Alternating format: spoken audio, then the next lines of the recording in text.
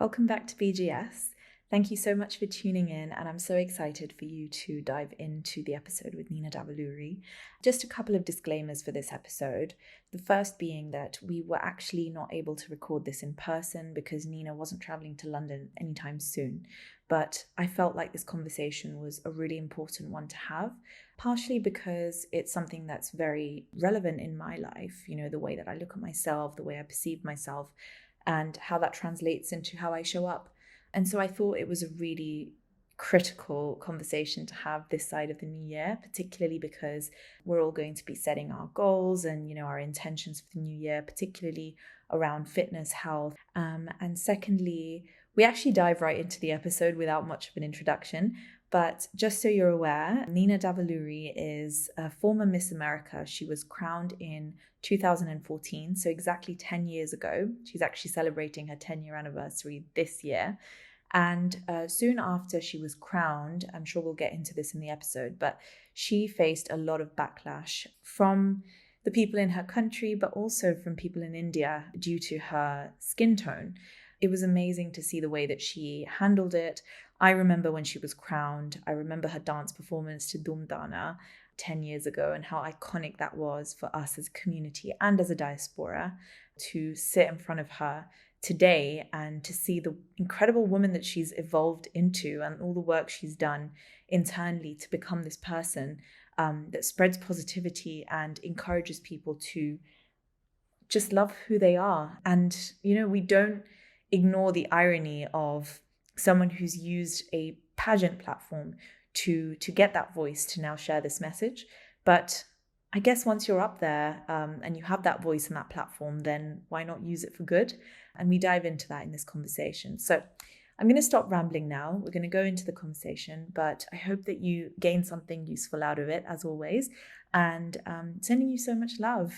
I feel like so many people I talk to that consider themselves millennials, we're kind of going through our midlife crisis so much earlier than our parents did, which is a blessing in a lot of ways, right? Because we have access to like the resources that they didn't, and even just the privilege to be able to like be thinking like this isn't my purpose at a younger age. And I think so many of us are feeling that right now.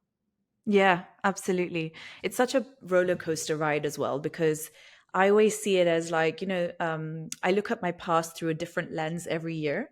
And some Mhm. years it's been with like I said, anger, sadness, frustration, resentment. And I think as I get older, I'm starting to open up my own, perception of what my life has been like. And now also because in the mainstream, it's so much more accepted, being of the global majority, it feels more acceptable and Mhm. almost cooler. And I think even within myself, I've come to a point where I'm like, even things like the way my parents raised me, I used to question like, why did you do this? Why were you so strict or blah, blah, blah. And now I'm just like, no, you did your best. And I have days where I'm just like, no, I still hated it. Yes. But it gets better, I think, with time. And you just come to a point of just feeling kind of neutral. Yeah. I think that's where Yeah. I'm trying to get to. Totally. And I felt that way. I've been working on my memoir behind the scenes. And I mean, I've been talking about it, but it has yet to obviously be out in the world. And when I first started writing it a year ago, it kind of came from like that place of anger that you and frustration that you're talking about. And I had to like stop because I was like, if I write this from a place of anger and frustration, people will feel that in the words, like no matter what, right? Like whatever feeling you put into the book is the same intention and feeling that people are going to get out of it. And I had to like pause and say, I need to write this from a place of love. I want to write this from a place of love. So like I need to do some work to get there. And like just even in that process of like writing the book, it was so healing to be able to say, no, like our parents did do the best they could, with the information they Mm. had. Like we all were just Yeah. trying to. Yeah. And that comes, I guess, with a bit of maturity as well. As we grow Yeah.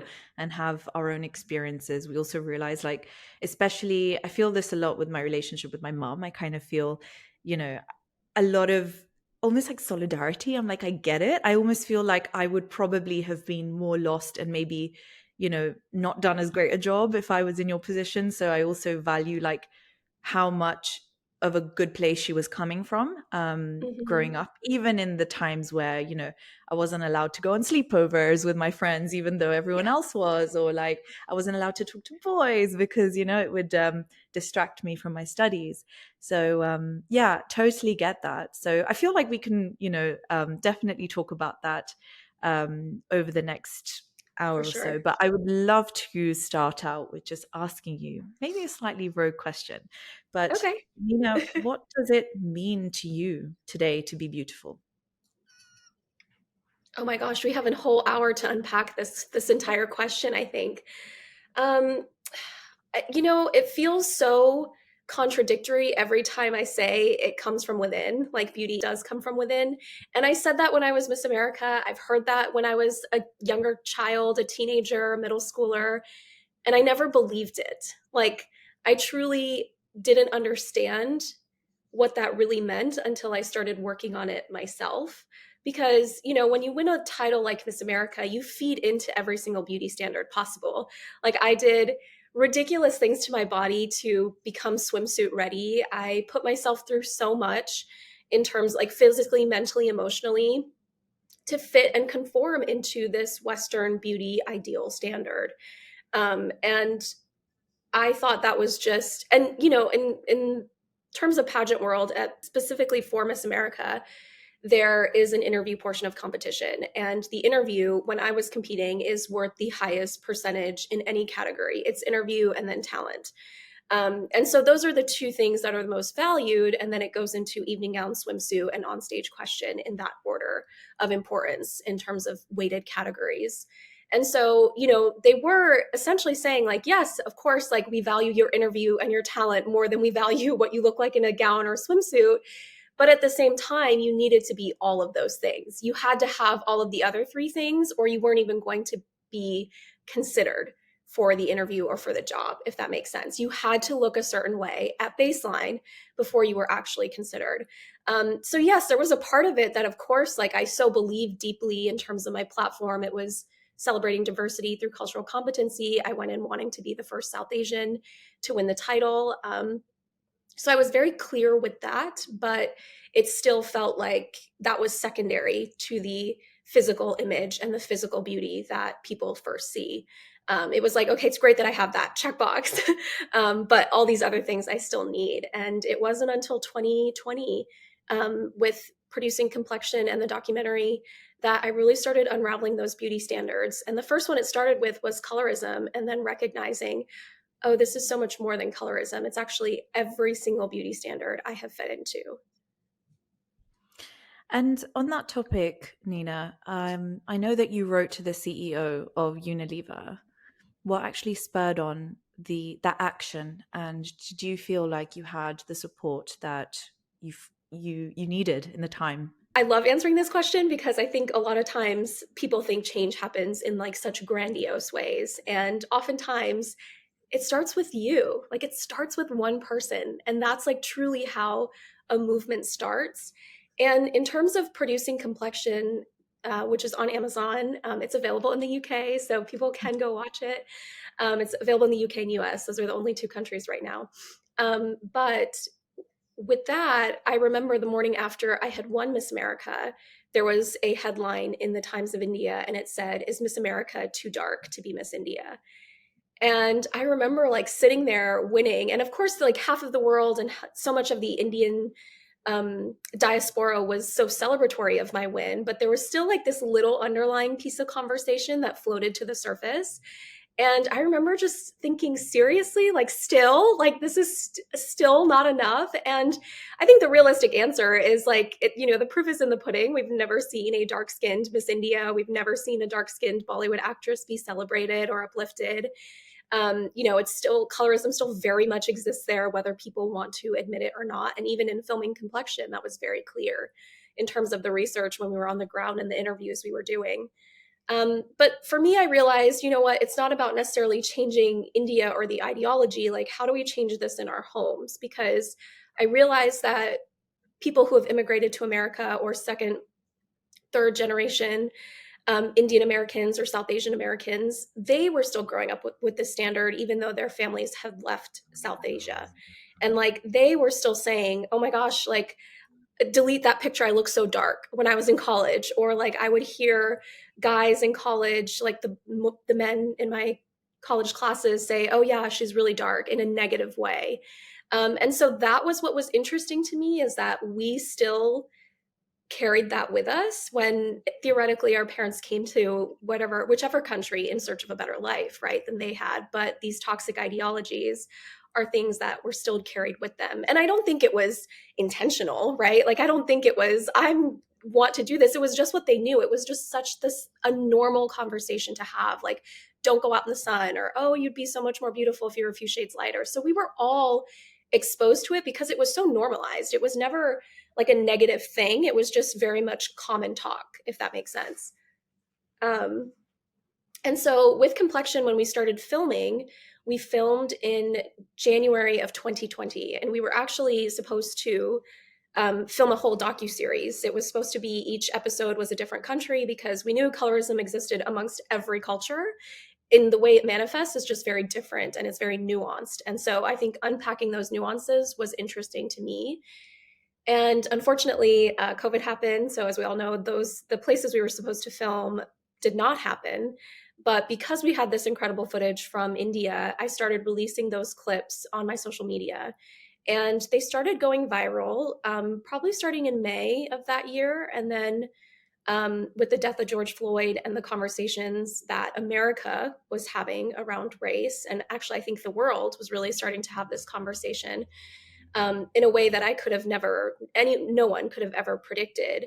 That's when Complexion really started, I guess, taking off in a sense, or finding its wings, because it was put out in the world in the time when it needed it. And you can't plan for that. And so with that, there was a lot of petitions. Well, I had started my own petition because I just believed in it. Like that was my whole message of Complexion in terms of the call to action, was for skin whitening companies or the Bollywood industry and media companies to do better in terms of their marketing and storytelling around colorism, whether that's product related or story related, or who they're featuring in these magazines, movies, etc. And so I was kind of calling on every industry. And in that, I started my petition, which was called hashtag See My Complexion. I'd ask people to share their own stories on colorism. And then through that, we had about 30,000 signatures of people who had signed it. And I think, I can't remember exactly the numbers, but there were 6 different petitions that were going around about colorism.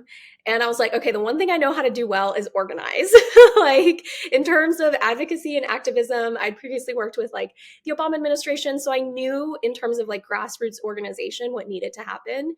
And I will always say I could have never done this on my own. We needed every single one of those signatures. We needed every single one of those petitions to come together to have a louder voice, right? And so bringing all of that together was a feat in itself. And then I had penned the open letter to the CEO of Unilever, Alan Jope, and I'd opened with a story about one of the people who is in the documentary and what she had told me about her experience with colorism. And that's my favorite kind of storytelling. I think that's just very natural to me too, is how do we tell the human story? It's not necessarily come at this from research. We know we could have talked about colorism in many different ways, but when you see the young girl who's 4 years old wanting skin whitening creams, like that changes your perspective. And that's probably the most powerful story we can tell around it. And so I'd open with that story and I wrote a line. And in the line, I had said, every time someone buys a Fair and Lovely product, they don't realize that they're feeding into their own oppression, because it continues that cycle, right? It perpetuates the cycle that we're already in, and it's a hamster wheel that we can't jump off of. And I paused, and it was like the first inclination where I thought to myself, I think this is true of every single beauty product. Like, it's not just colorism. It's, it's either noses or skinny brows, thick brows, like fuller lips. Like, there is always something, and the beauty standard is forever changing. It will forever change. But the one thing that is constant is that it is always unattainable and impossible and unrealistic. And so we're always trying to reach this level that we're never going to get to. Like, the system is not set up for us to get to it, right? And so with that, I sent this letter to the four CEOs actually of the biggest companies. That was Unilever, Procter and Gamble, Johnson and Johnson, and L'Oreal. And out of those four companies, it was the CEO of L'Oreal that was actually willing to have a conversation. And through that, they invited me to sit on the Diversity, Equity, and Inclusion Advisory Board for L'Oreal USA, which I currently still serve on. So I joined that in 2020. And one of the first things that they said was, "We're not taking the products off the shelves, but what can we do better?" And I said, frankly, that's all I'm asking, because it's not about banning a product or removing a product, because people are going to find worse ways and probably more toxic, unhealthy chemicals to achieve skin whitening. It's about, how do we change this ideology? And that's marketing, and that's storytelling, because if we can have tanning and skin whitening industries that are both billion-dollar industries, and they both sell opposite and opposing messaging, we can also change that messaging and undo some of that messaging that we've created. So they agreed to stop the use of fair, white, and light in their marketing, which was a huge start and a huge step in conversation. And I think a lot of now beauty companies are recognizing that there is a lot of dollars behind inclusivity, behind representation. Women of color spend the most on beauty. And so to see that change gradually happening has been really fulfilling. It's also been frustrating, because I would obviously like it to happen quicker than it does in corporations. But to even just tell this story, it was a huge feat in itself. So many questions come to mind, but I think the thing at the forefront, based on what you've just said, is, do you think that we'll reach a point in the beauty industry where women will no longer feel the need to lighten or darken their skin? I don't know, because it depends on what we do. It depends on the collective, because this whole idea of opting out of beauty, it's not an individual thing. You can't simply opt out of beauty. I did not opt out of beauty today. I'm wearing makeup, and Nor I did I. actually I was actually planning to come on this podcast with no makeup, but I'm under the weather today, so I'm kind of sick, and I was like, no, today's not the day. So there's times and places where you can opt out of beauty, but it is not a all or nothing sort of game. Like, it's not all or nothing. And I think there has to be this balance, as long as we live in this system of a world where beauty is power. And it is, in a lot of ways. And so I think, as a collective, if there is, and even when I see this especially with social media, I talk a lot about beauty in relation to social media, because we just can't separate the two now, especially in terms of what it's doing to young girls. And right now, like, filters are so normal, and they think that that's real, and they just don't have the ability to discern what is real and what's not real.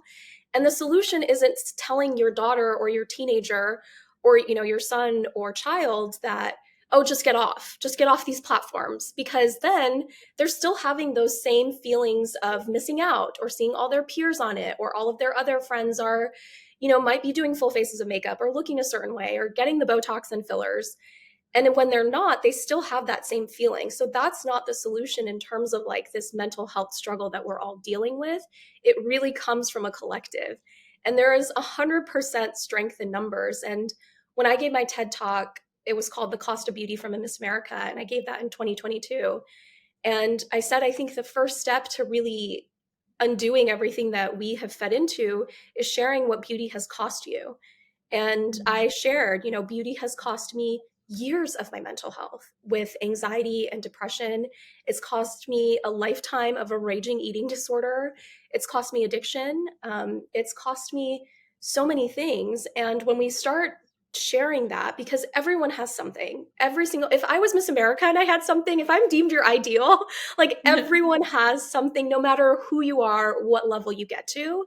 And so the more we talk about those things, that's what starts to really shift the spectrum of what beauty is, or at least ask yourself, why am I doing it?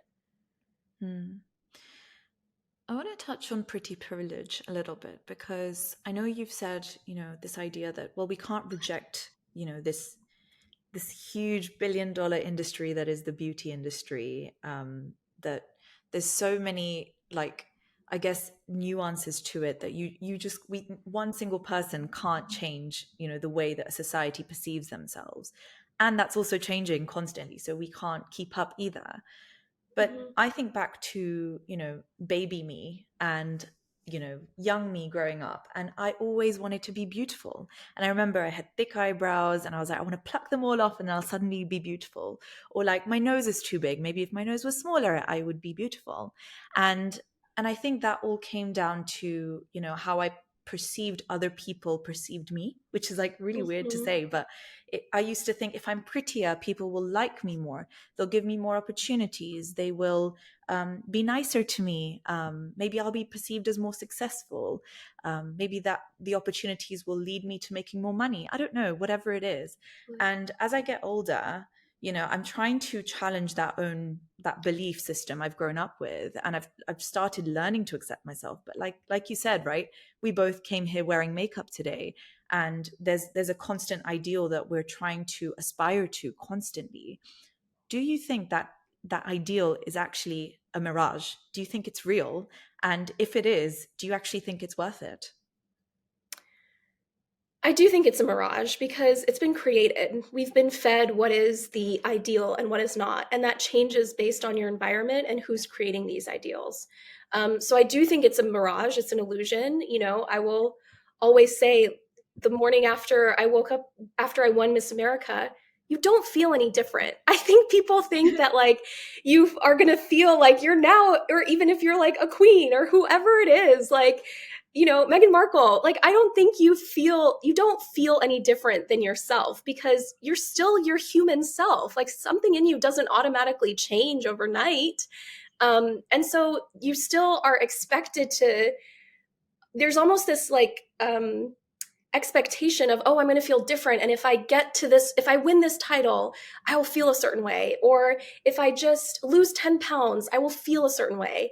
And that's actually not true. Like, it's actually once you get there, you realize, oh, that's still not enough. Like, I'm still feeling the way I was feeling because that's internal work in terms of insecurity and undoing what we've been taught. It's that mirage. It's recognizing that mirage is actually not real. And we have been told from young ages that this is what's aspirational. And now I think it's gotten better for sure with social media. There's obviously positive and negative to both sides of it. But, I think it's really interesting because the truth, also a little bit of the truth in terms of like why I wore makeup today, is because I recognize, especially in my social media, like there's hard data and hard numbers on what people pause on and what they don't pause on.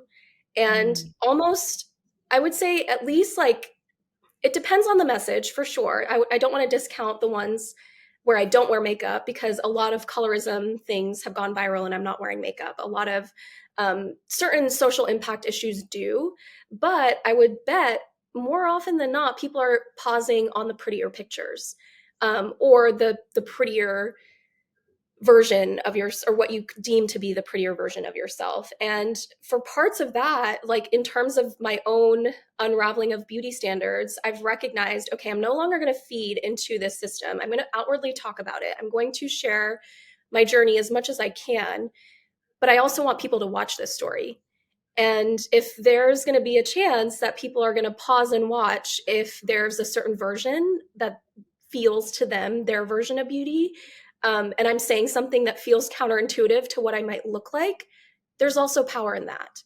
mm, And so I think that was really in terms of coming back to social media, because I had to leave it for a year and a half. Like I would post here and there because I had to, but like I was not active. I was not creating content because it was too hard for me mentally to feel okay on these platforms until I started separating, okay, how am I actually going to talk about beauty and think about beauty in a way that's healthy and use what the physical might feel, that superficial layer, but what I'm saying is actually what's going to keep people watching.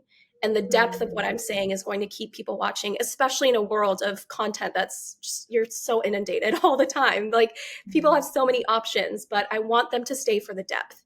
And I think that's how I have reckoned with it. It's not fully black and white, it's not one or the other, but that's how I've had to kind of make peace with myself in terms of how I'm going to utilize this. mm. I think you are that living paradox, Nina, because going from, 10 years ago, probably to this day, becoming Miss America, to now being this person who stands up for intersectionality all around. You're talking about accepting your body, and that's something that like drew me towards us recording this, was something you posted a few weeks ago about how you compare often your current body to your body that was 10 years ago, right? So do all I. the And time. it's such a confusing feeling, because I know in my head that that's not fair on me. Yet somehow I fall back into those patterns, or I'll be feeling particularly emotional, or I'm PMSing, and then I'll suddenly be like, oh, I've just eaten like a whole bar of chocolate, and gosh, if only I could be like the person I was 10 years ago, which is wild, because I was actually in the gym yesterday, and I was just running on the treadmill, and I realized I was like, 10 years ago I could not have run this much in one go, Mhm. even though my body looked very different and I was objectively smaller 10 years ago. But it was wild to me, and I was like, wow, like that just counteracted this belief system that I have. so Mhm. so really what I want to ask you is, being former Miss America and coming from this pageant world, obviously where, brains and beauty combined, that's what's looked at. But there's a certain ideology of, you have to look a certain way in a bikini, for example, in Mhm. order to be worthy of that title.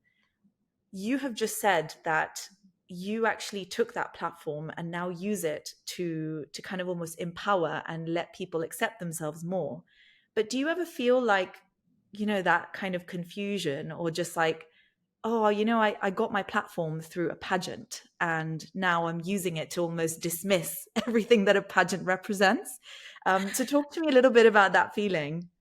1000%. I'm conflicted every single day. Like, I would be lying if I still didn't, and I've said this, I still romanticize my old body. I still Mm. like look at those swimsuit pictures and it feels like a different human being because it was a different human being.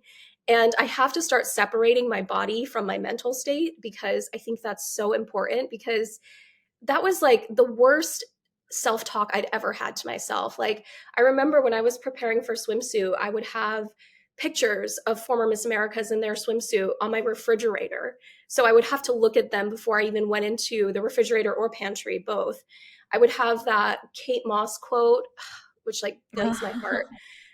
Nothing tastes as good as skinny feels. Like, I was down like the rabbit holes of thinspo on like, oh my gosh, it was not MySpace, but there was some other weird blog thing that was so messed up. It was like our version of TikTok.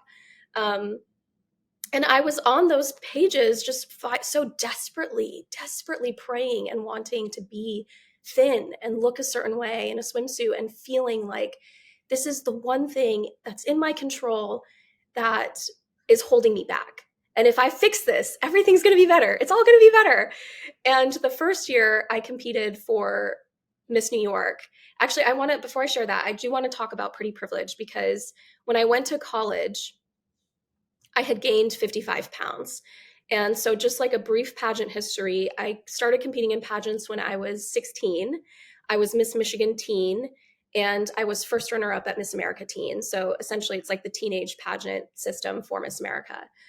So I was like going into college, I was like, I'm so hot. Like, like I went in with like all this, confidence and attitude. And I realized like, I didn't know what I was doing in terms of life. Like, I knew I didn't want to go to med school, but I was still kind of going through the motions. And I decided that, okay, well, it's just easier for me to ignore what's all going internally of like figuring out my life, or even speaking to my parents, like, this isn't what I want to do. I'm not fulfilled.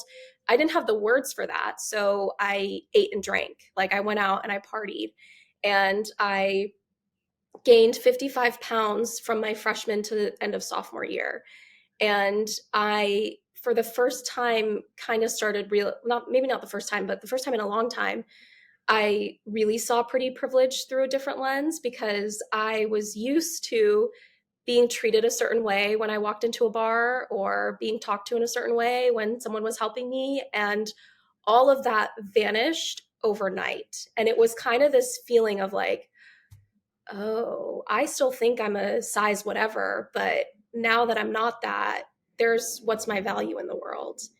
And Mm. like feeling both sides of that spectrum was devastating. It was really hard, especially when you're 21 years old. And I thought to myself, you know what? Like, it's fine. I'm going to, what am I good at? Like, I thought back to myself, like in the depths of my despair and depression, like, what am I good at? And it was like, oh, pageants. Pageants is what I know. Pageants is what I'm good at. It has a formula. I can do this. And so I decided to compete for my first Miss pageant. And so the difference between Miss and Teen is there's a swimsuit competition. And I told myself, you know what? Like, Miss America really is about scholarship and service and your platform and your advocacy. And, I can at least, maybe I'll just try for Miss Michigan because like I have everything else and like swimsuit is only worth 15%. So it'll be okay. I'll just like win and then I'll just win this and then I'll lose all the weight before I go to Miss America. Like that was the thinking in my head, which is so disordered. And so I get there, it's Miss Michigan. I get there and I don't even place like at all. I get nothing. And this is also like everyone was like, oh my gosh, like Nina Davuluri is competing again. It's like a whole thing because I had been this teen title holder for the state. And then it's like, oh, like Nina Davuluri let herself go. Like, have you seen her like chatter, which is so hard? Like, the worst part is that it's the whispers. Because you just kind of assume what people are saying and thinking. It's like, oh, why did she come back? Like, she needs to go lose the weight. And then one of my old directors verbatim actually came and told me a version of that. She said, Nina, if you're really serious about winning Miss Michigan or Miss America, like, you know what you need to do. Like, you know exactly what you need to do. So go do it. And it was in my mind, I just took that as, yeah, go lose the weight. Like, what were you thinking showing up here 55 pounds heavier in a swimsuit? Like, what did you think was going to happen, Nina? And so that obviously carried into kind of this whole thinking of, okay, well, I have everything else, but I know that I have to look a certain way. And this is the one thing that's holding me back. Why can't I get this under control? And so from after that moment, I graduated college and I moved back in with my parents and I decided that I was going to lose all this weight and compete for pageants and compete for Miss New York because that's where I was originally born there and lived there at the time now. And so I took basically that entire year to lose those 55 pounds. And the first time I went to Miss New York, it was like the worst negative self-talk I've ever had. Because when I was working out, I would like think, oh my gosh, like your arms are so big, like you're this or that. Like we all pick apart our body, right? In terms of what we hate the most about ourselves. And so I would work out with the intention of like, to kind of like punish myself and the same relationship with food.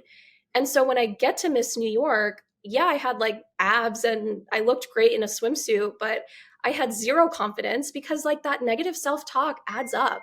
When you constantly like hear that negative self-talk, it's like you start to believe it. Like you really do. And it might be one of those like things that you just like keep saying, whether you pick apart things and that actually sticks with you and you internalize it. And you might think like, oh, I'm just saying it to myself versus like an outsider saying it to you. It's actually worse when you say it to yourself.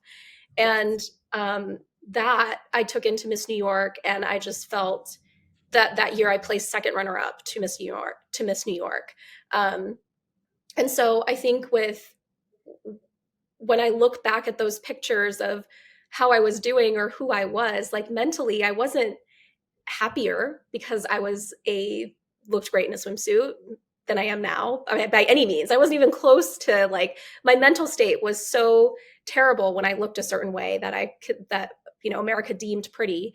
And also recognizing that like also my friendships and my family aren't going to change based on what I looked like, right? Like they're not going to love me any less if I'm 50 pounds heavier or 50 pounds lighter. Like recognizing like where you find your value and who your people are. Because I'll be honest, like, yeah, there are some people who are going to be like, no, I don't want to be friends with you in pageant world. That's like a whole different thing. But like recognizing where that value is for you. And also just realizing like the grass was not greener on the other side. It was actually dying inside. And it was just like that mirage that we were talking about. Do you feel like in hindsight, there could have been a way that you could have prepared yourself for that pageant in a healthier way or in a healthy way? period? That's what I kind of hope that I can do now. Mm.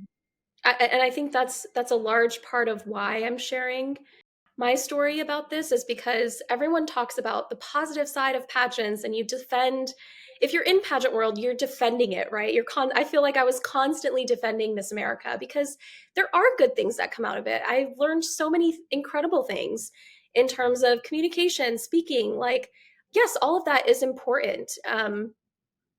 But no one talks about the cost, this like underlying layer of, yeah, but you still got to look at this way. And if you don't look this way, you're not valued. And so I know girls who have done things far worse than I have done. And I know girls who have had incredibly healthy relationships coming out of pageants with their bodies. And so I've seen kind of both sides of that spectrum. But I think what I wish I had was sort of this way to sort of check myself in a sense of, why am I doing this, or what the intention behind doing this is. I think also talking about swimsuit from a health perspective, which would, yeah, that was there, always there, but majority of girls were not there because they wanted to be healthy. It was because you have an aspirational physical image that you need to get to. And so realizing that, like, the things I did to my body in terms of my metabolism, like I've messed up my metabolism for life because of that one, those 2 years, even those 2 short years. Um, and so I just didn't know what the repercussions are. And I feel like a lot of pageants too is saying the right things or feeling like you have to say the right thing. And I was asked to judge Miss America Teen. I've judged Miss America in the past, which is very interesting to be on the other side of it. But I was asked to judge Miss America Teen maybe like 4 years ago, 5 years ago.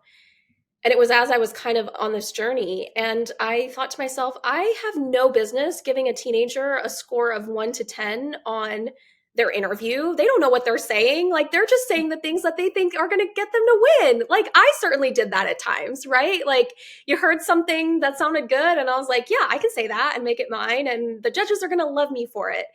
And I have no business like giving them a score of like 1 to 10 on their like active wear or anything. And that really extended into, I can't believe I allowed myself to be subjected to that and allow others to give me a score of 1 to 10 on my swimsuit, because there's something fundamentally so wrong about that.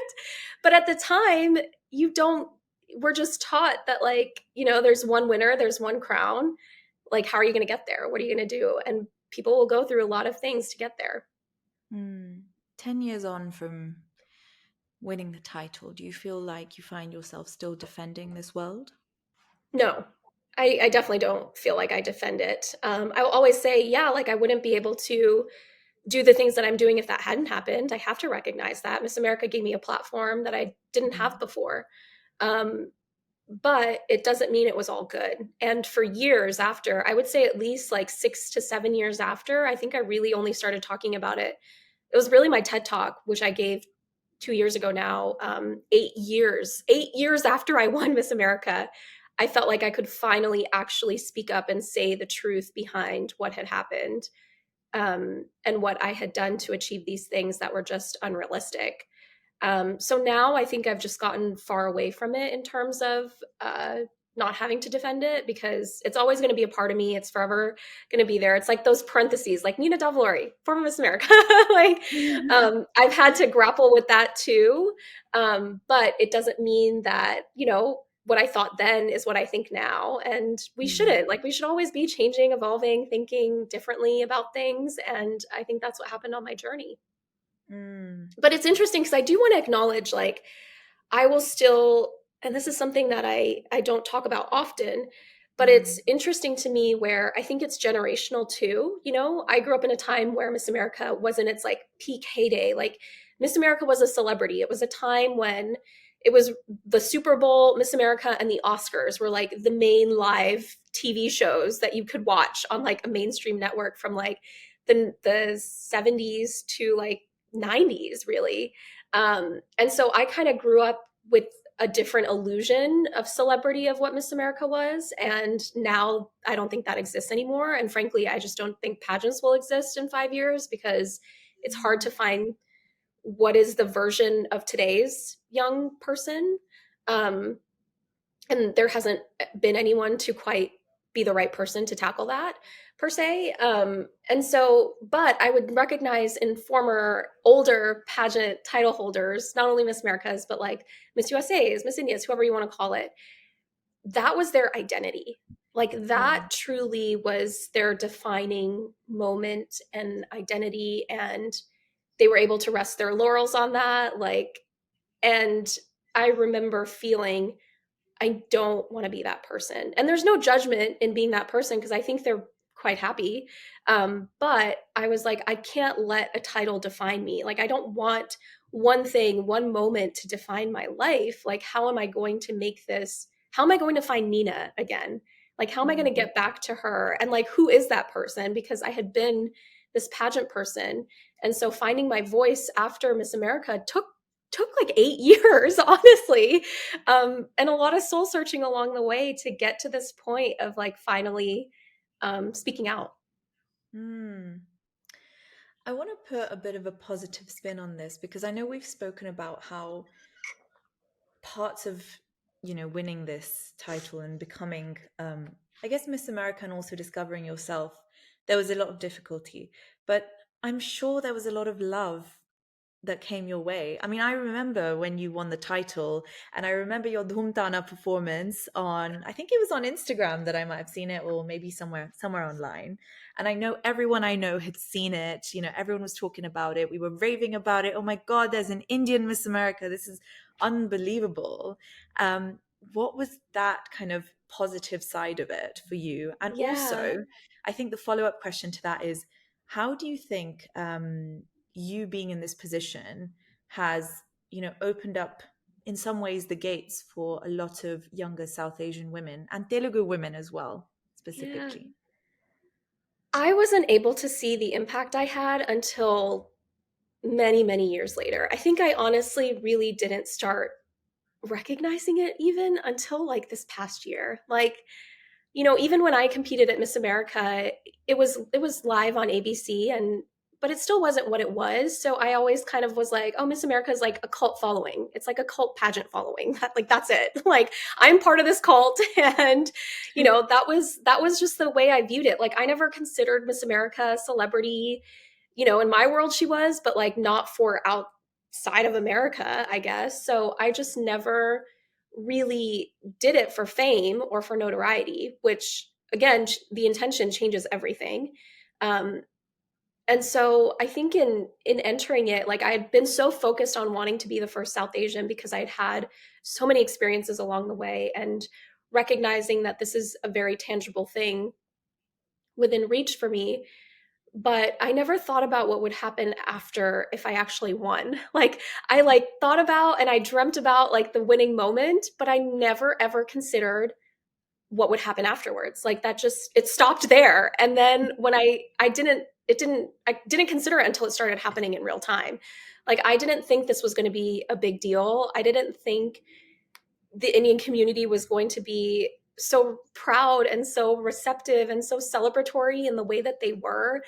And there was a part of me that I think I was taught to be very humble growing up. I think a lot of us probably have that in us of you keep your head down. And I was never celebrated for my beauty. Like beauty was not valued in my household. Like even dance, like it was important, but it wasn't everything. Like I was always artsy and singing, but like those were not the main things that I was celebrated for. Like, or that were encouraged in my house, I should say. And so to kind of be celebrated for those things also just felt really strange because I was like, no, no, no, I'm more than that. Like, yes, I have all these things, but like, listen to me talk. Um, and so I just didn't think would have become what it did. And I didn't realize like the impact or outpour of love until there's been so many people along the way who have said like you will never understand the people that you've touched from this.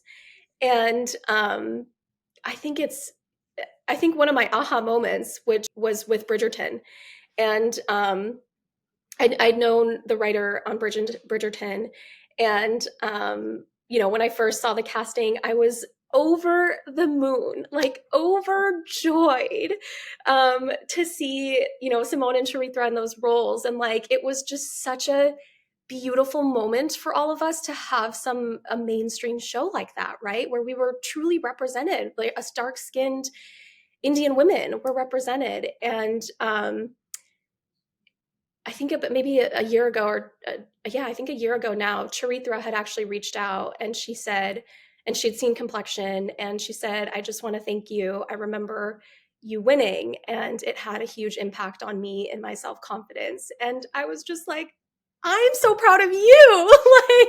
Like, and like we both like had this feeling, but I mean, she must have been like in her middle school years, teenage years, right? When this had happened, it was so long ago now. Like she was so young when that happened, and so I think seeing that it's true in the sense that I will never know the impact, and you don't have to become a Charitra or whoever, or have a large stage to experience that impact. And I think the last thing, which also sharing all these things is weird for me because it like feels like, oh, look at me, I'm so amazing.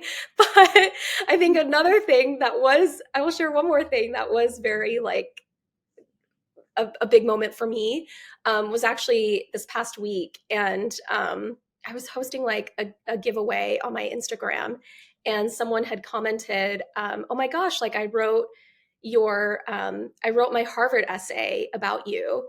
And I was like, wait, what? And this person is currently at Harvard right now. And she said, yeah, like I wrote my essay about you, about how you encouraged me, to really find myself, and how representation is important, and I felt seen. And I was like, I might not have gotten into Harvard, but it's like very reassuring that people can write their essays about me and get into Harvard. Like I have done my piece in society. So that was really special too. So yeah, so it still feels weird. I still don't know, but I'm starting to appreciate it so much more. That is such a flex, bro. I know I haven't told my mom that, but I'm going to. You should tell her before this podcast comes out. But it's so interesting that you just basically self-deprecated on a very minute level. But you just said, "Oh, I sound like I'm bragging," or "Oh, look how amazing I am." And we all do this. And for me, I find there is in my head such a fine line that I'm afraid to toe or even cross between confidence and arrogance. And I sometimes feel like they're a bit blurred together. And, if I'm going to be a bit too confident, I'll appear arrogant. People will hate me, because it's so easy to be disliked as a woman.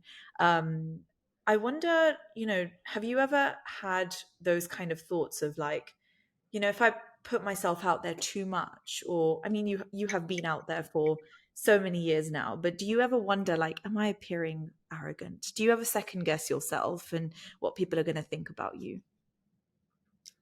I don't worry about arrogance. Like I don't think that quality crossed my mind, but I worry about judgment for sure. Like that's a Mhm. huge thing. Like what will everyone else think was so embedded in my DNA and so many of our Yeah. DNAs, that from everything I post also, I grew up like Miss America, like you're also very curated media training that is involved with that. Like, exactly what to say, your exact lines. Like, the art of the Miss America interview is to be able to answer any question, acknowledge both sides, tell a personal story, and connect with the human.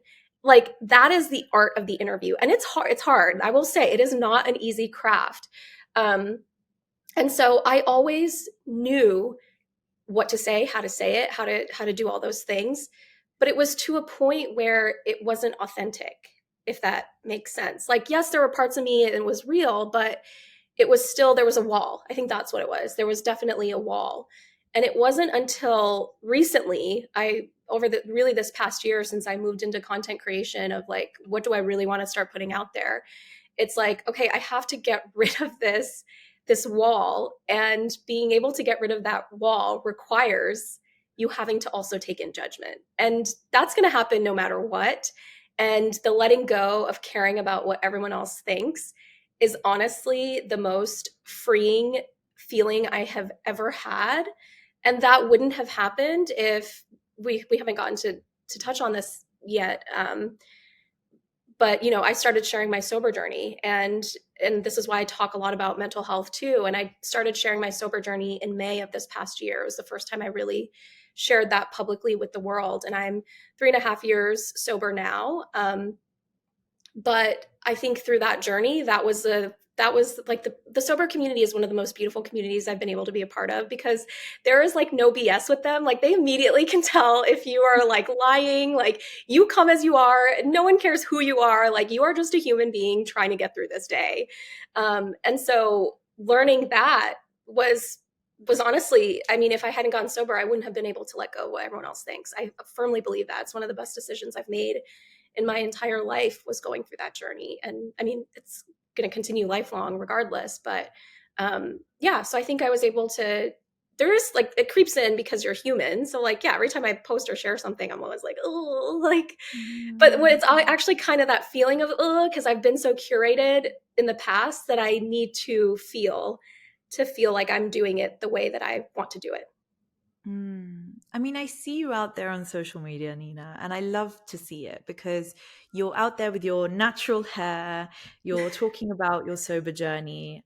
You're talking about, elements of your personal life. And that comes across as such a quiet confidence, actually, because it's almost like a freeing feeling of, I am now living and being me, and I'm no longer living in this, like, kind of in the in the confines of what I think society should want me to be. And that comes across. I really want to know, what have people's responses been like to you being out there on social media and connecting with your audience in that way?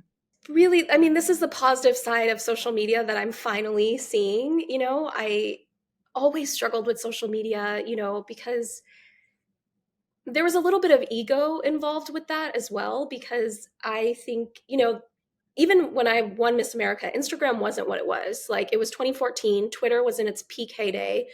And so really the main platform still was Twitter. And then Instagram started picking up that year, in real time. And then the word influencer really came around 2016, I would say. So there was still sort of this, there was still that wall between like celebrity and influencer, and this mystery of like, there was no such thing as get ready with me's. Like I would not step out without makeup as Miss America. I would not take people into my bathroom and show them that, because it was like, no, you want a curated version, I'm going to give you that. And that was just what it was back then. And so I think now being able to, I think what I had a hard time with is that in seeing this rise of the influencer era, where I felt like there's so many people who are now getting more attention than I am. Like I don't have as many followers as this person, or like, am I not worthy anymore because I don't have this title, or like what am I doing wrong that's not getting me followers? And that like loop was constant in my head for years. Like for years I did not understand what I was doing wrong with social media to not get enough followers. And it frustrated me so much, because I was like, I've done all these things. Like, I've proven myself. Like, I've checked the boxes. Like, where are the people? And then I kind of realized, I was like, I can't do this. I'm going to opt out. And opting out of social media is actually worse, because you see like the highlight reels around you, and it goes back to that everyone else is participating in it and you're not participating in it. And so then you like try to keep up with everything, right? And then it still feels unfulfilling. And so, just in terms of all of that struggle with social media and leaving it and coming back and feeling all these feelings with it, it's so nice to finally be on the other side of it and do it in a way that feels good for me, because we all know it's here to stay. And I think a part of my ego was sort of like, well, like, I'm not going to do that because, I was Miss America, or like whatever. Like there was all these things, right, that you tell yourself that you're not good enough, or like no one wants to see that, or like, well, everyone's doing a get ready with me. Like, why would I do that? Why do they care? Like, we all have something. And so that was a little bit of like the ego piece too, of like, no, I have to get down to the stripped down version of myself, which you have to do privately. I really believe like you have to do privately first before you can start sharing that, because you need time in between. Like you need time and space, and now being able to finally put my own barriers and boundaries on social media, which I did not have before, and to experience the beautiful comments and messages and just support, I guess, it has been really wonderful, because my intention was, how am I going to use this for good? How am I going to share the things that are important to me? And I remember just in one of my darkest places, I'm like, if someone like me, like if someone who's won Miss America, who's theoretically like had it all, is struggling with addiction, like maybe someone will see this. Maybe some auntie or some uncle in our community can see this and know that like their child is not abnormal, or like there's nothing wrong with their son or grandson or nephew or themselves, right? Like there's so much stigma around mental health, especially in our community. And, I can't imagine that I only won Miss America to just have that moment, right? Like there has to be a deeper purpose behind it. And so now really following that intention and purpose has been really, really fulfilling. And for those who don't know, you are getting married soon. So I would love to know, how has your relationship helped you heal over the years? Oh my gosh, you're the first person to ever ask me this question. This is like one of the first interviews I've done since I've gotten engaged. Because I did not put boyfriends on the grid before I got engaged. Like I was very Like a good private Indian about, belle. yeah, I was very private about Ryan, in terms of our relationship until I was like, all right, this is gonna be, he's the one. Um, it's been, you know, we started sharing, if also, I would love for people to check out my YouTube channel, because we filmed an entire series about our love story. And one of the biggest things about Ryan is that, well, not one of the biggest things, is that I always say like he's an old soul. I'm like, he came like fully as a man when I met him. Like, and it's interesting because he's actually younger than me. So I'm like fully embraced my cougar life, but like he is wise beyond his years. And I always kind of, I thought in my, like, when I was younger, I was like, yeah, I want to be a power couple. And what are you bringing to the table? Because I have all these things. So you need to match like my level of things that I'm bringing to the table, which is not true.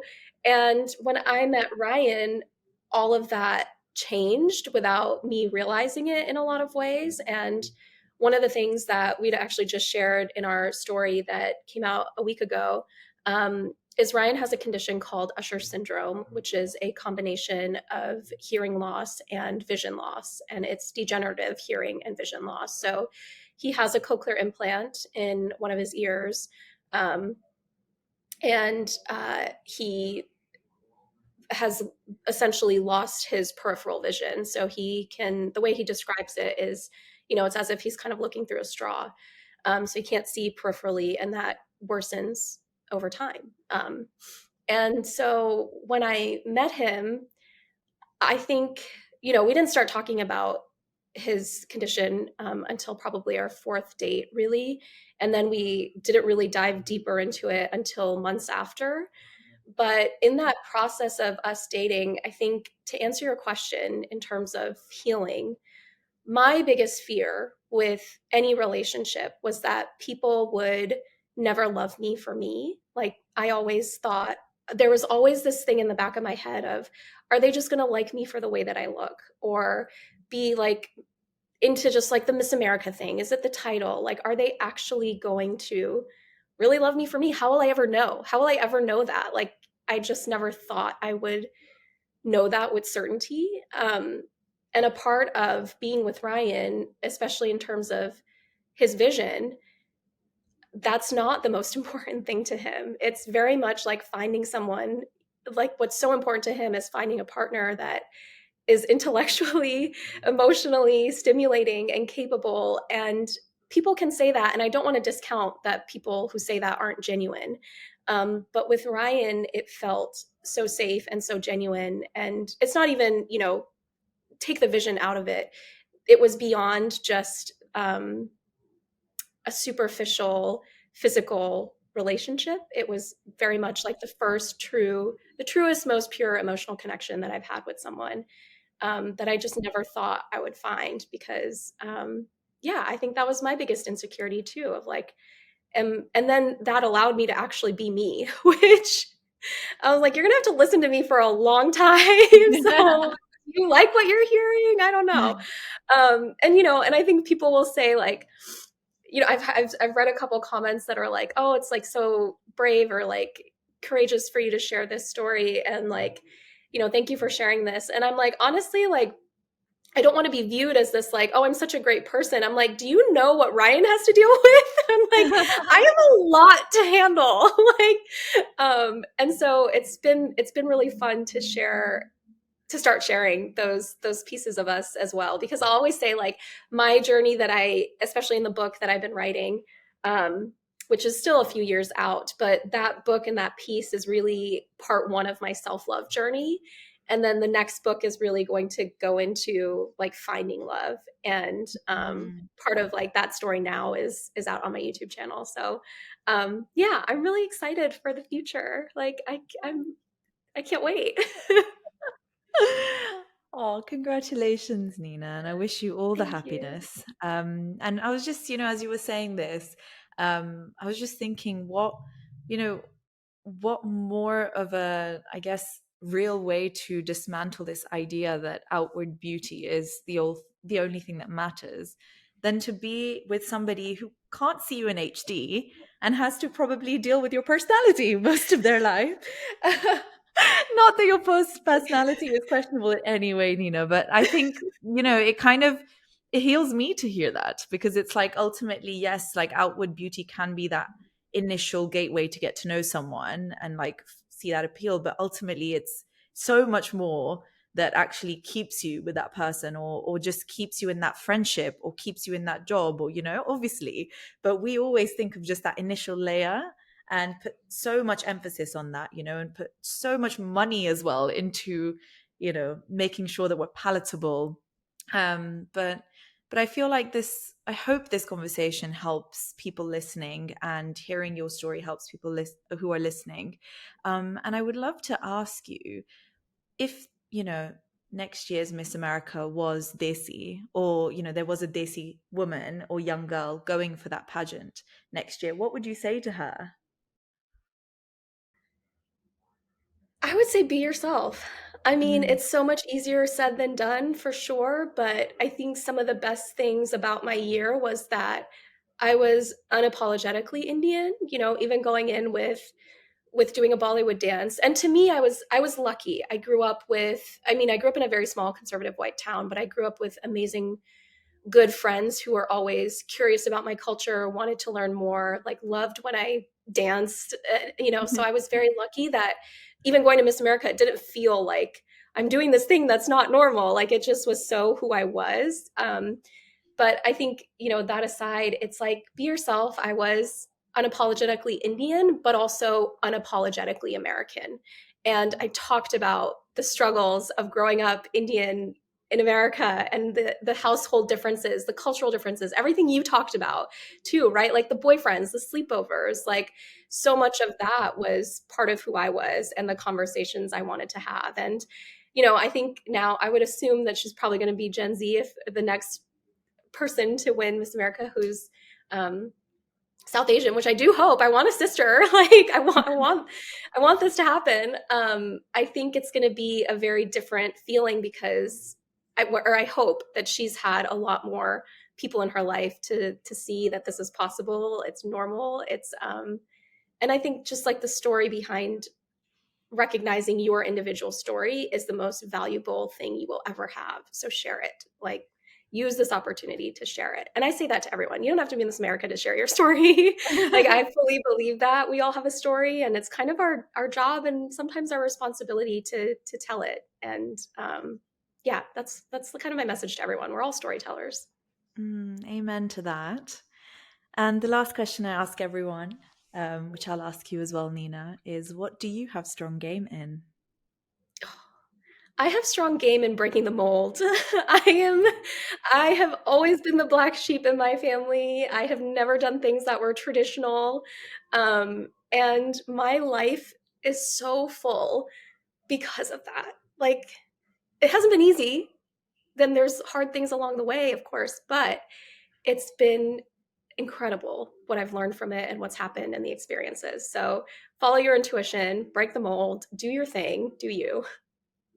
Do you? Do Thank you you. so much for coming on to BGS today. It's been so enlightening and just heartwarming speaking to you. And I feel like I've low-key been crying this whole episode, so I apologize.